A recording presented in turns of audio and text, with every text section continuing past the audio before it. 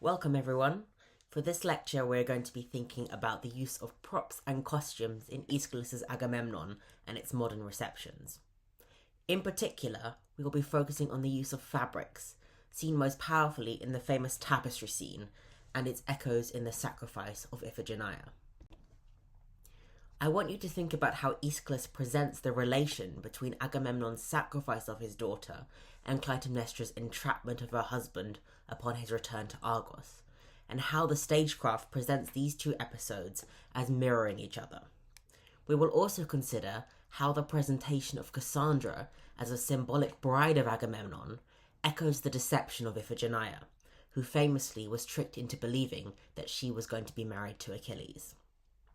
Her ghostly presence on stage as Agamemnon returns home, silent until left alone with the chorus, acts as a haunting echo of Iphigenia in the moments before her death. The use of fabric and costume is absolutely crucial in all three of these instances, and indeed we can go so far as to view the tapestry scene as the centerpiece of Agamemnon. The deployment of fabric is a very deliberate piece of stagecraft that weaves these three sacrifices together, and this is something that modern adaptations of the tragedy have highlighted. Finally, we will attempt to answer the question, are Agamemnon and Clytemnestra, in their use of deception to bring about a sacrifice, literal or symbolic, cut from the same cloth? Firstly, what was the significance of textiles in ancient Greece? Elaborate fabrics constituted one of the most prominent forms of wealth in the ancient world. Unlike today, the process of making fabric would have been something every family would have been acutely familiar with. Spinning, weaving, and crafting textiles was an almost universal occupation of women in ancient Greece, and it carried important symbolic associations. The more elaborate the fabric, the more symbolic it was, and the more it signified the wealth of the oikos, the household. Importantly, it was a wealth that women produced. Just as it was viewed as one of women's most important duties to produce children to carry on the family lineage, it was also their role to produce the fabrics worn by the family. And this will not be insignificant when we come to think about Clytemnestra. We need only think about the mythical fates, personified as women, who spun the lives of mortals just like thread. Spinning, weaving, and textile creation, and destruction, is closely associated with the creation and destruction of life. Let's turn to think about the sacrifice of Iphigenia and what role materiality has in the horror of this story. It is a scene not physically represented on stage, but described by the chorus during the long parodos, the choral entrance song. It is a moment they are very reluctant to recall, barely able to bring themselves to describe precisely what happens, which tells us already that Agamemnon has something very bad in store for him when he eventually returns from Troy and has to face the consequences of his actions. The Argive ships are stuck in Aulis, unable to set sail for Troy due to a lack of wind. The prophet Calchas declares that Artemis is the cause.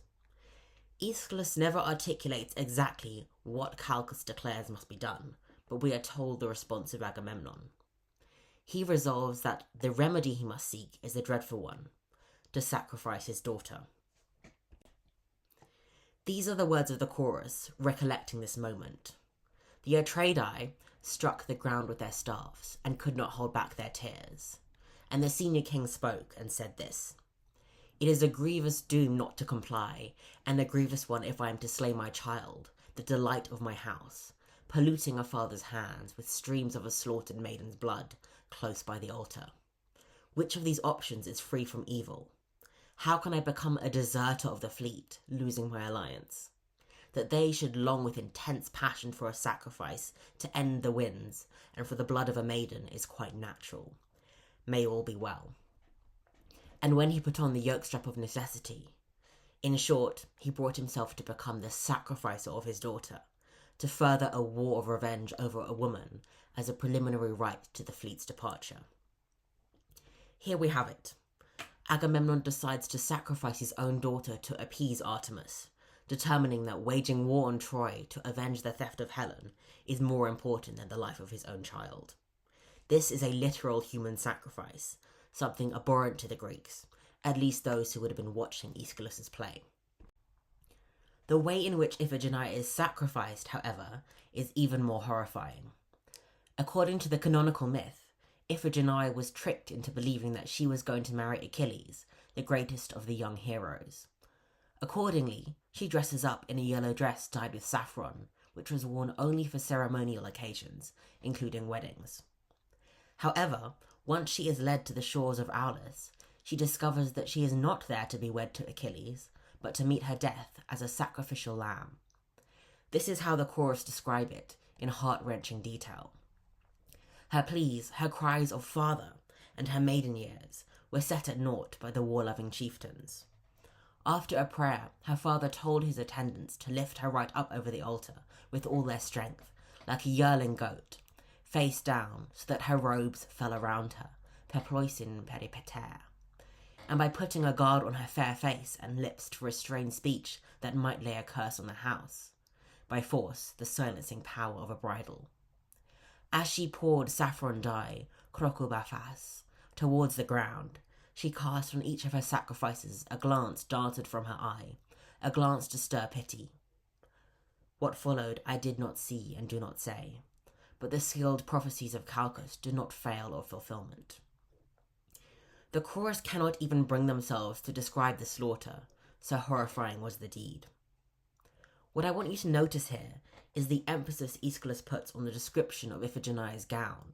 The language is very deliberate.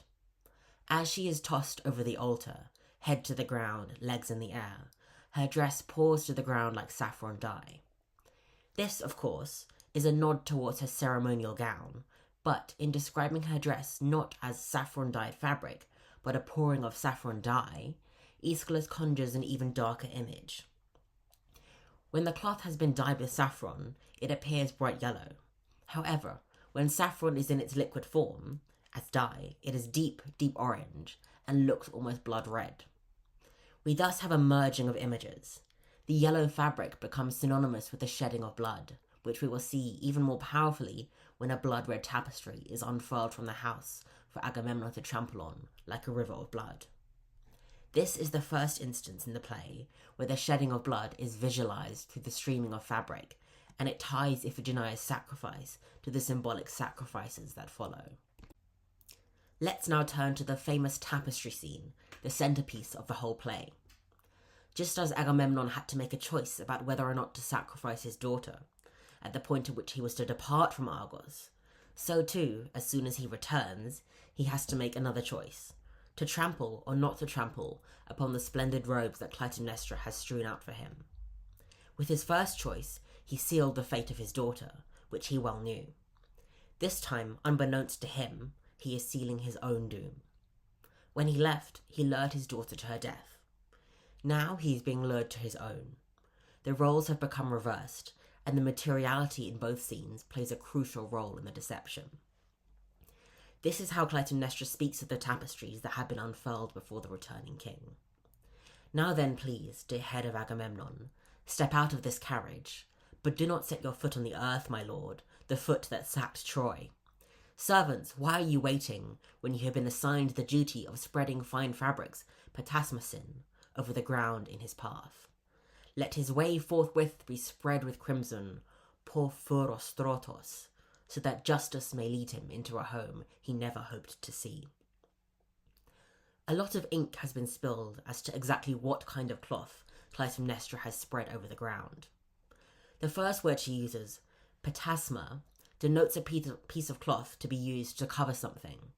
It is found in contemporary dealing inscriptions as a term for gifts to the gods, which should immediately alert us to the fact that it is not an appropriate object for Agamemnon to place his bare, dirty feet upon. The king himself recognizes this. The textile is better suited as a dedicatory offering to a god, not as an honorific for a human being. If he tramples upon this, he places himself in competition with the gods. In what context would a luxurious tapestry be dedicated to the gods? Two of the most significant are when a girl reaches marriageable age and when a woman has given birth. They might also be dedicated when a woman dies in childbirth. Now, this should immediately remind us of Iphigenia. She was of marriageable age, when she perversely became the offering to the gods. And we could see this use of the tapestry as an inversion of the usual custom. Instead of celebrating the birth of her daughter, Clytemnestra is mourning her untimely death. This gets even more compelling when we note that women most frequently made their offerings to Artemis, the very goddess to whom Iphigenia was sacrificed. In Euripides' tragedy, Iphigenia and Taurus, the robes of women who died in childbirth were dedicated to the burial sanctuary of Iphigenia, who was to have served as the priestess of Artemis at Brauron had she lived. In other words, this tapestry scene has everything to do with Iphigenia. You will notice that this is highlighted in the Warwick Students' production. As the textiles are spread out, Iphigenia's dress, the one she was sacrificed in, can be seen in the background, a visual reminder of the connection between the two key moments of ensnarement. Of course, the colour of the fabrics is significant. Clytemnestra calls them a path spread with crimson, porphyros strotos poros. This is sometimes translated as purple and sometimes as red, and the word could equally apply to both colours. Undoubtedly, this is meant to evoke the appearance of blood, as virtually every modern staging of the Agamemnon has shown. We get multiple references to the rich colour of the fabric, reminding us that this is highly symbolic. This is an illustration of the tapestry scene of a very famous modern performance, the Oresteia at the National Theatre in the early 1980s, directed by Peter Hall. You can see the fabric spilling out of the house like a river of blood, almost like a tongue taunting Agamemnon to enter the house. This is another illustration of the same scene, showing Agamemnon daring to trample upon the precious fabric. It is the most symbolically loaded moment of the play. We get a few more words that tell us about the nature of the fabrics. Agamemnon calls them poikilois, something that is intricate, most likely here denoting embroidery with an elaborate pattern.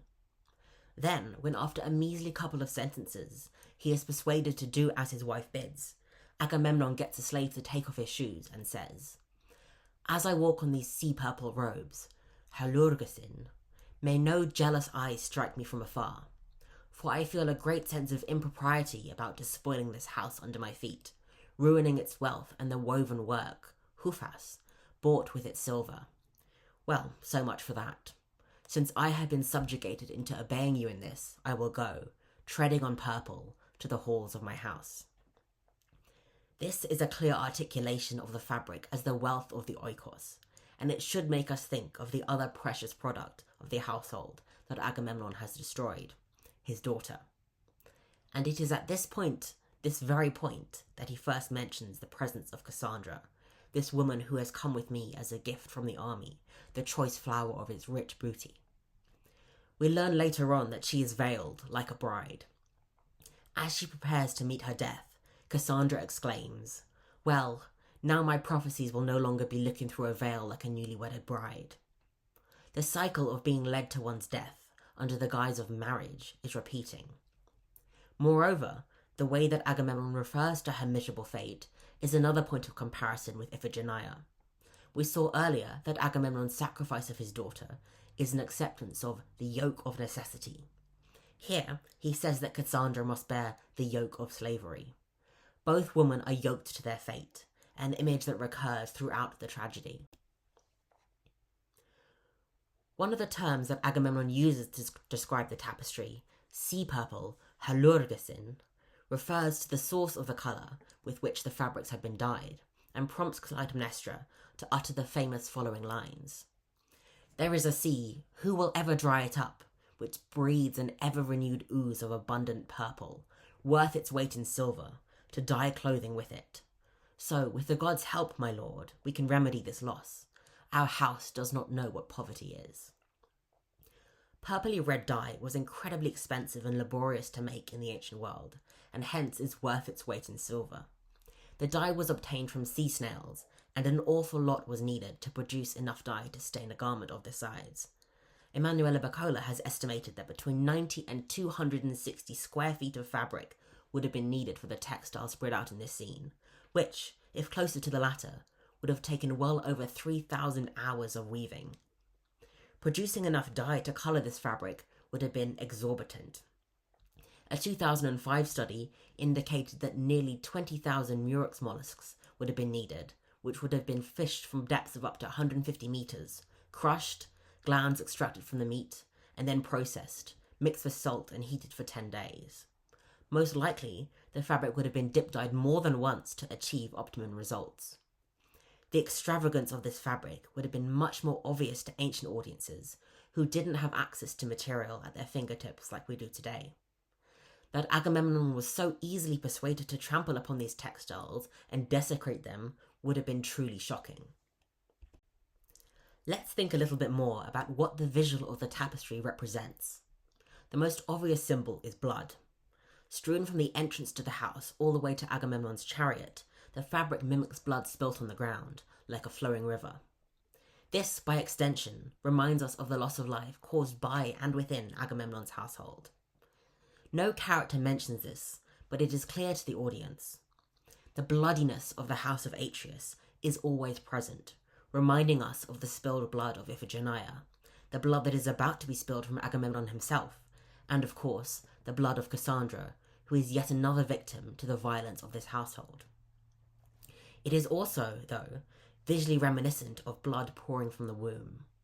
As Emanuela Baccola suggests, the tableau of the tapestry scene unmistakably evokes the female womb and menstrual blood, suggesting the female generative capability. Alongside productive labour, therefore, the evocation of reproductive labour, that is, the labour generated in the interior of the female body, is equally powerful in this scene. This is something Clytemnestra herself hints at in the final scene, when she emerges with the corpses of Agamemnon and Cassandra wrapped in the tapestries to gloat. He sacrificed his own child, the darling offspring of my pangs, and as a spell to soothe the Thracian winds. This is the first overt reference she makes to her daughter, and binds her act of sacrifice to the one committed by her husband 10 years prior. The ensnarement and murder of Agamemnon is payback for his destruction of Clytemnestra's reproductive labour. The trampling of the tapestries is therefore a symbol of destruction, of lifeblood, of wealth, and of life itself. It shows the depletion of the oikos. Agamemnon wades through a sea of blood, reenacting before our eyes the violence and sacrilege he has committed both at Aulis and at Troy, of which he boasts so proudly in his speech to the Argive elders. Some have also suggested that we are meant to view the tapestry as a symbolic bridal robe or coverlet. One of the terms used to describe it, haemata, is the Greek word for garments, which can include the coverlet spread over a marriage bed. Linda McNeill argues that the fabric strewn on the ground before Agamemnon is strongly suggested as a bridal cloth, an object replete with symbolism, which would have served as both a nuptial robe and a coverlet for the marriage bed. This builds upon the play's numerous allusions to wedding rites, and indeed, Agamemnon's whole return is framed as a perverse marriage ritual. First, we have the torchlight procession when the groom brings the bride to his parents' home, typically in a cart or chariot. Arriving at the groom's home, the couple are greeted at the door by his mother, after which the bride is welcomed into the household. Agamemnon and Cassandra's arrival on stage together, in the same chariot, must have appeared to the audience as a parody of actual wedding processions. Despite her status as a war prize and concubine, Cassandra is posed to resemble a bride in veils, perhaps for ironic effect, sitting demurely beside Agamemnon, the abductor, as a groom. But there are two ironic inversions. In place of the fastening of the bride's sandals, Agamemnon has his shoes removed, and in place of the groom's prenuptial ablution, his bath becomes the ceremonial setting of his murder. By associating the ideas of marriage, seduction, deception, and murder, Aeschylus reminds the audience of what, in large part, motivates Clytemnestra: retribution for Agamemnon's deceit in luring their daughter, Iphigenia, to her death at Aulis, with a promise of her marriage to Achilles. Most significantly, this scene presents the murder of Agamemnon as a perverted sacrifice, mirroring the sacrifice of his daughter. Just as Agamemnon was blocked from crossing the sea to Troy, he now faces another metaphorical sea blocking his path, this time to the Oikos. he again faces the prospect of having to kill or destroy Theonta, an offering. The emphasis upon the dyeing of the fabric reminds us of the peculiar way Iphigenia's garb was described as saffron dye. This is yet another ceremonial sacrifice. Clytemnestra herself even presents it in such terms. When she reappears with the dead bodies, she speaks of offering an appropriate libation over the corpse, as one would offer during a sacrifice.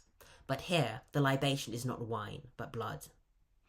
The chorus is horrified and questions how on earth Clytemnestra could bring herself to make this sacrifice, this thuos, of her husband.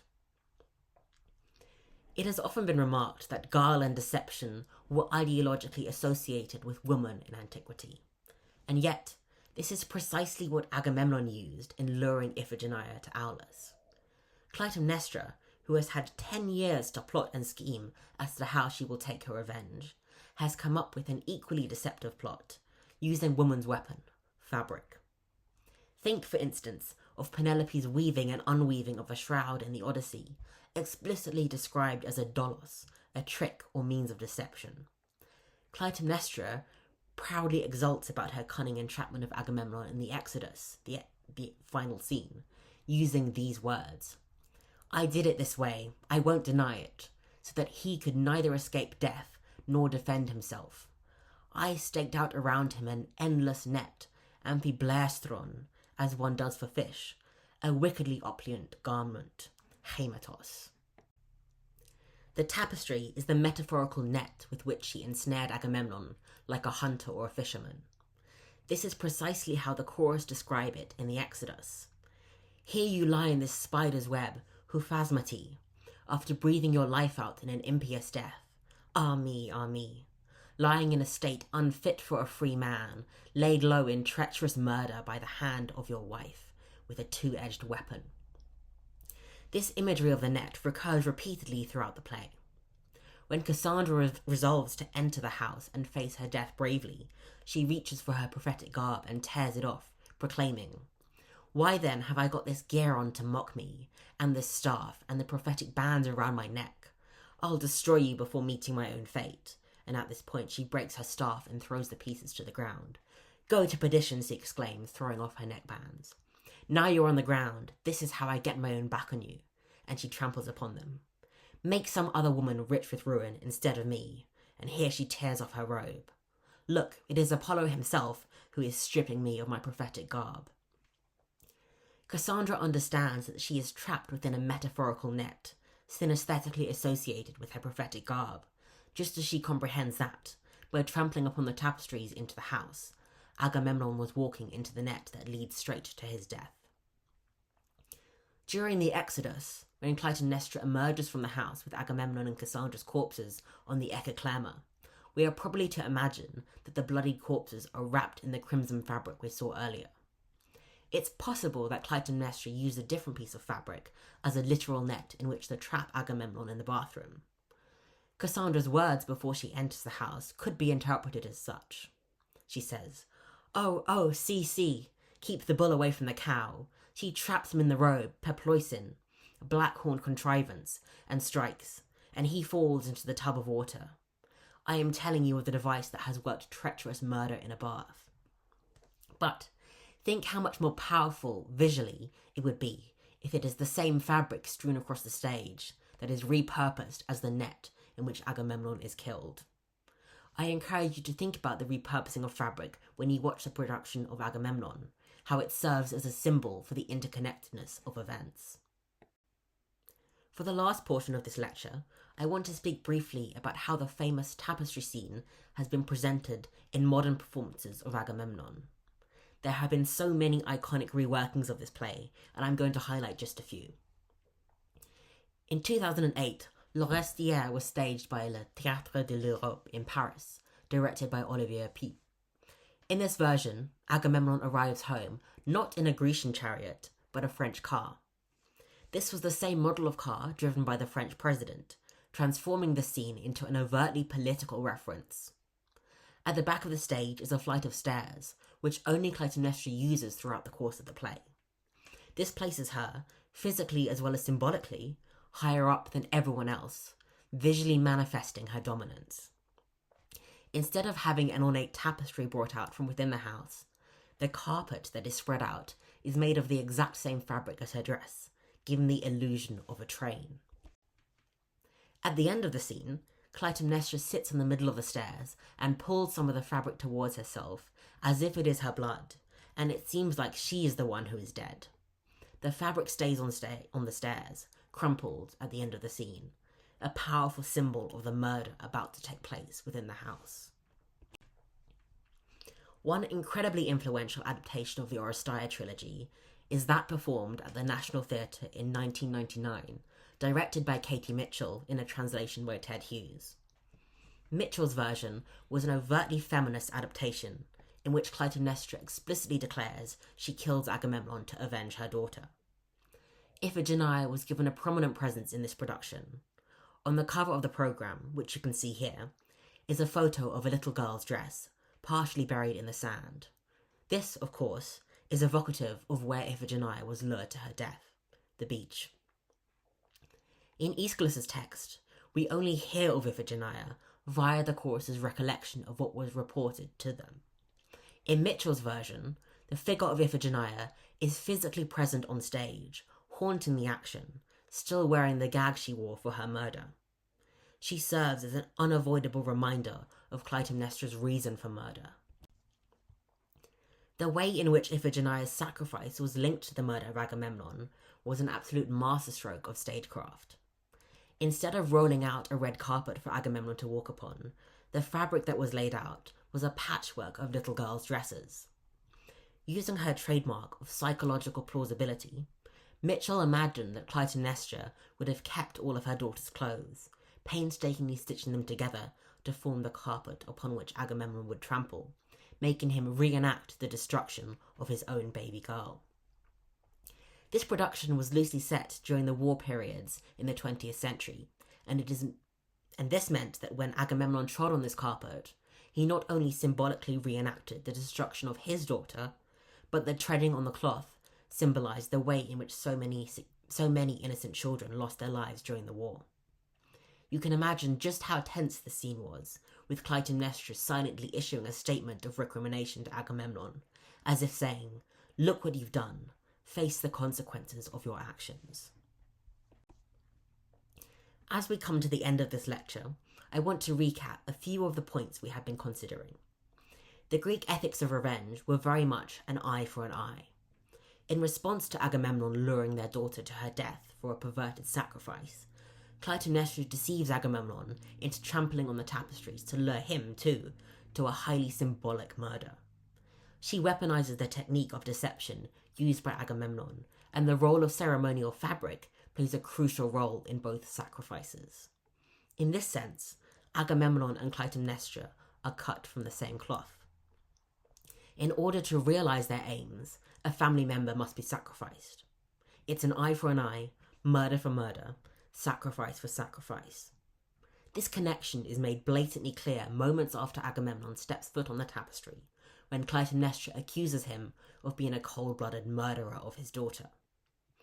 The presence of Cassandra as a pseudo-bride echoes the fatal last moments of Iphigenia's. Both young women are lured to their death under the pretext of a wedding. Clytemnestra has waited 10 years for her revenge, and we are given every reason to think that she has been brooding over how she will avenge the sacrifice of her daughter. She, like Agamemnon, uses entrapment. As Brian Kulick puts it, during the tapestry scene, it becomes clear to us that this man died long ago, on the island of Aeschylus, at the precise moment his knife pierced his daughter's breast. 2 deaths with one simple stroke, her sacrifice and his secret suicide. Each ritual murder becomes a perverted sacrifice, linked together by the symbolic presentation of textiles. So, when you're watching the Warwick Greek play, I want you to think about how fabrics are deployed to highlight the connections between the sacrifice of Iphigenia, her mirroring by Cassandra, and, of course, the death of Agamemnon. Here can be found some resources for exploring the topic further. Thank you for your attention.